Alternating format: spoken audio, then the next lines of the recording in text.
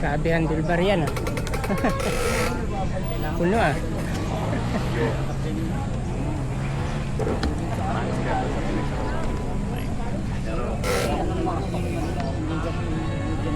Meron pa. Hindi katulad yan, wala na. Malinis. Ay, ibig sabihin niya, Nakapangit. Maganda yung ano, nakapangit. kaya pala may mga tanggalan, no? Pero kung wala akong budget talaga yun.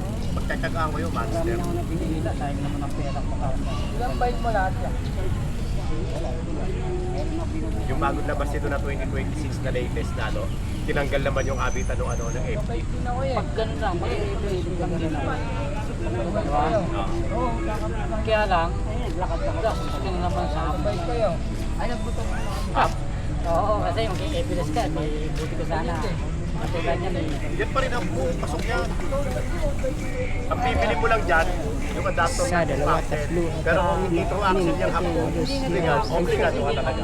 Isang bike, 10 handlebar guys. Sa akin true axle na yun eh. Ang binili ko na lang yung adapter kasi nga nawala yung... Budget ka ng 3.5 para magkaroon ka ng axle na... Hindi, tangke, pwede na. Ano na yun, true axle yun. Yung bago ngayon ang Fuel. Sa bahay lang. axle na ngayon. Kasama ko pa rin ba?